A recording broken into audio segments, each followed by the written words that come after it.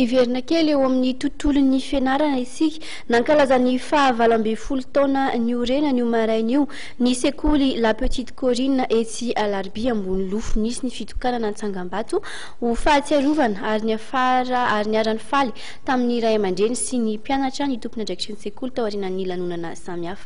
Fanadihadiana entiny sitraka Rakotondrasoa sy Rodin Ratsimbazavy. Fotoam-bavaka no nentina nankalazana ny 12 taona nijoroan'ny sekoly La Petite Corinne etsy ambony loha Alarby io maraina io atao amin'ny FJKM ambony loha. Taoriana ny fotoam-bavaka dia nisy ny fitokanana ny Antsangam-Bato fahatsiarovana. Taorian'izay dia nisy ny fiaraha-misakafo niarahana tamin'ny ray aman-dreny sy ny mpianatra.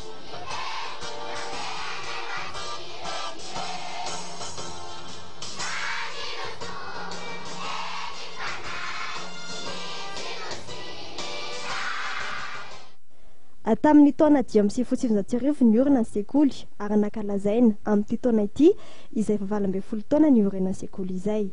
Misy 590 ny mpianatra ao amin'ny sekoly amin'izao fotoan'izao ary ahitana mpampianatra misy 10.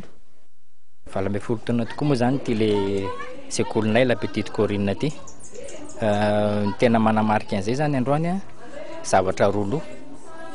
Ny ray voalohany zany dia somary misy ny fahatsiarovana ny talia-panorona teo aloha.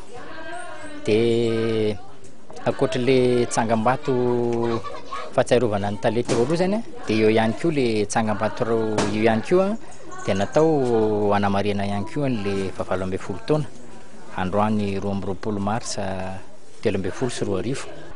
Nangataka amin'ny fanjakana moa ny tompony andraikitry ny sekoly mba ho jerena manokana ny momba ireo sekoly tsy miankina ampina amin'ny resaka ara-pitaovana raha ny fanazavany.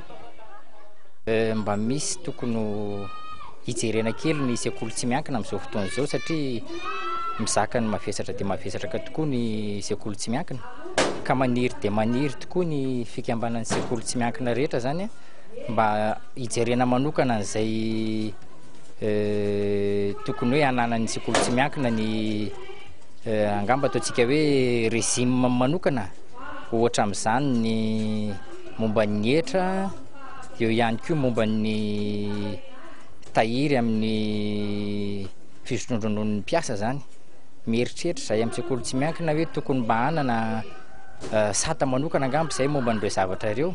Marina fa kilasy karabola ka hatramin'ny kilasy T6 no hita amin'ity sekoly ity.